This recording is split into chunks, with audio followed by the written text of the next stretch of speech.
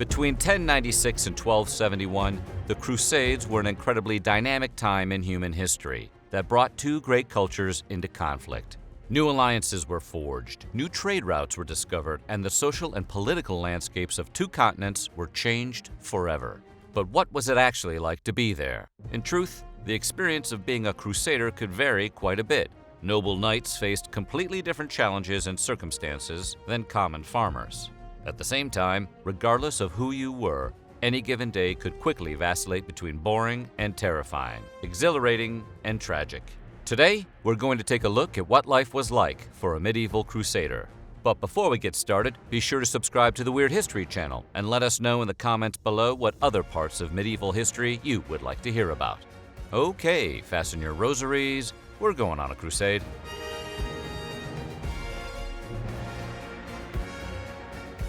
People in the Middle Ages loved tales of wealthy heroes and brave knights, which they would hear recanted in chansons de geste, or songs of deeds. These songs were performed by professional entertainers who would sing to crowds, and they were often popular with commoners, nobles, and knights alike. The most famous of these, both then and now, was the Song of Roland. Originally concerning the hero Roland doing battle with Basque forces, it was rewritten prior to the Crusades to feature Muslim antagonists instead. The song was enormously popular and served as propaganda that drove recruitment. Think of it as something like the medieval equivalent of the movie Top Gun in the 80s.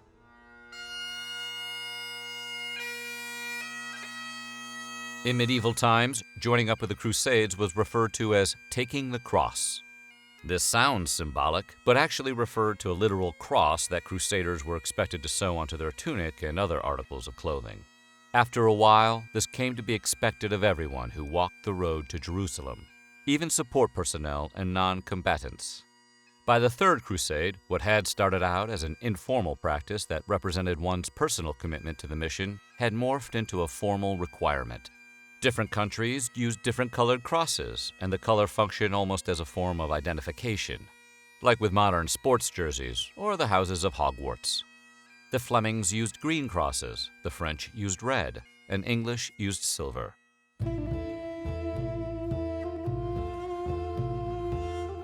Mounting a crusade was an advanced logistical challenge. It entailed gathering tens of thousands of men, their mounts and their equipment, and then moving them from Europe all the way to the Middle East. There was no single standard route, and the journey was perilous. Leaders of the crusade also knew that the kind of religious fervor that drove a person to commit such an undertaking would only last so long. It's no surprise that some armies actually just gave up at the halfway point and headed back home. After the Middle Eastern port of Antioch was captured, Crusaders could take the 1,500-mile journey by sea.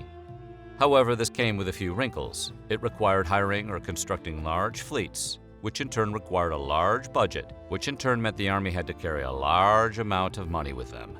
The trip to Genoa was itself incredibly dangerous.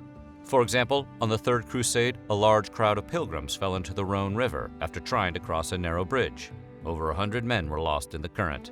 Other routes were no less dangerous. Frederick Barbarossa, the Holy Roman Emperor and leader of the German Crusaders, drowned in the Salif River.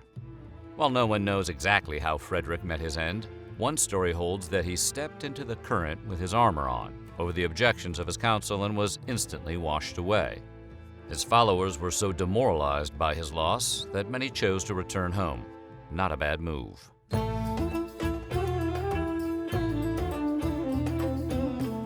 The hygiene practices of medieval Europeans were developed for their own environment, which was mostly damp, dark forests. The Holy Land, with its arid deserts, was about as different as a climate could be. Muslims, on the other hand, had sanitary practices that were much better suited to the heat. In fact, the tenets of their faith required them to engage in certain hygienic practices and rituals.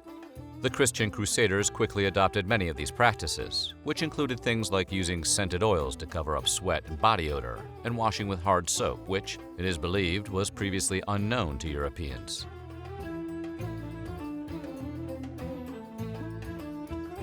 The armies of the Crusades were initially raised to challenge Muslims in their grip on the Holy Land, but the license they were given emboldened them in their persecution of a different group, the Jews.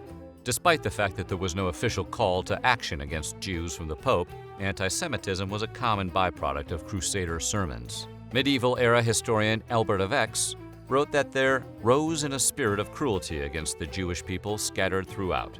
He went on to describe the casual slaughter of Jewish people in the Kingdom of Lorraine, part of modern-day France. Other instances of violence were more organized.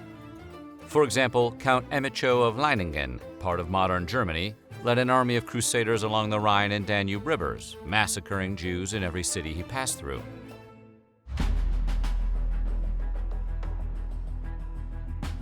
Compared to later Crusades, the First Crusade was more spontaneous and migratory.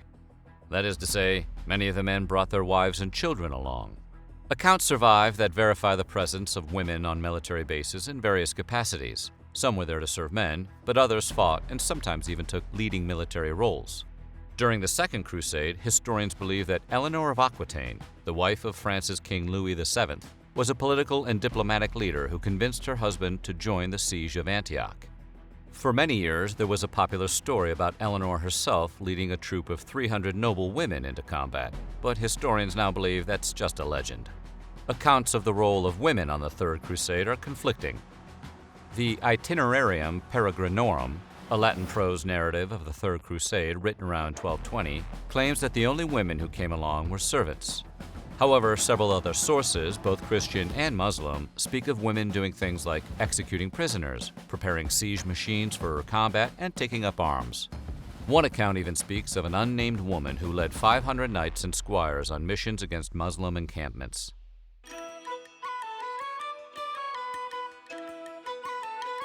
In 1212, a young French boy named Stephen of Cloyes claimed he received a letter from Jesus instructing him to lead a crusade.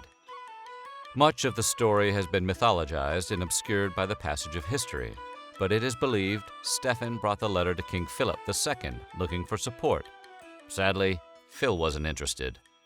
Nonetheless, Stephen started to preach, and a fervor began to form. At the same time, a German boy called Nicholas of Cologne was raising a similar army in France. Nicholas's army eventually merged with Stephen's army. The resulting force was said to have included 20,000 to 40,000 children, adolescents, and adults. Their movement is what we now refer to as the Children's Crusade. Their plan was to take Jerusalem by traveling through Europe and over the Alps into the Middle East. However, for reasons that remain unclear, they never made it. Some accounts claim that Pope Innocent III convinced them to turn back after they reached Rome, while other accounts say they were all captured and sold into slavery.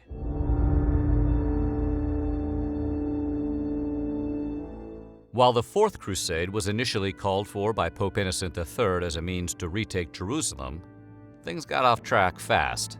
Venetian traders refused to carry the Crusaders to Jerusalem unless they first reconquered the Christian city of Zara in the name of Italy.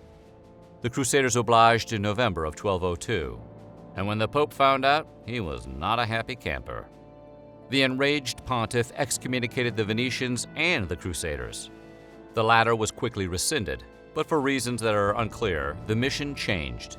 Instead of taking Jerusalem, the Crusaders would sack Constantinople.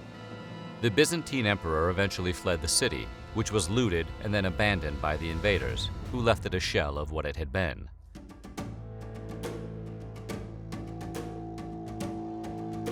The purpose of the Crusades was to take control of the Holy Land, but the motivations of the soldiers who fought in them were disparate. Some were fleeing debts, while others were seeking their fortune. Some sought the glory of war, and others were genuinely faithful. For the First Crusade, Pope Urban II promised any Christian who helped out absolution for all their sins. However, in the later Crusades, most just fought for their king. During the Third Crusade, that meant Richard the Lionheart if you were English, Philip II if you were French, and Holy Roman Emperor Frederick Barbarossa if you were German. Most Crusaders wouldn't likely have had the drive to go to Jerusalem and fight without the influence of these men. For example, when Emperor Barbarossa died, most of his army gave up and went home. Some even renounced their Christian faith and converted to Islam.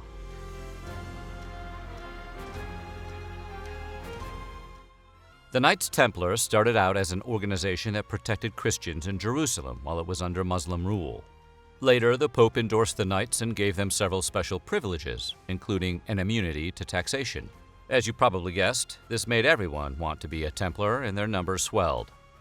Over time, the scope of the Knights' services grew.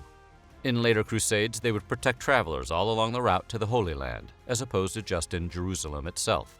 Still later, they grew into a powerful and disciplined army in their own right.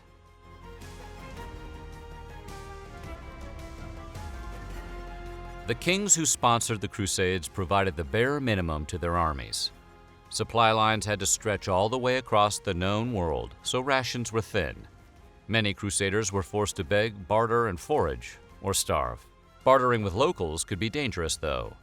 One story tells of a Crusader passing through the province of Lombardy in Italy. He got into an argument with a local woman over the price of a loaf of bread, so the townspeople trampled him. For knights, there was always the option of eating their horse, but this would have been a last resort. There was an embarrassing stigma to being a knight without a horse. Not to mention they would be considerably more vulnerable in combat due to the weight of their armor. Sadly, eating horses may not have been the true last resort. Letters from the siege of Antioch suggest some Crusaders may have been reduced to cannibalism.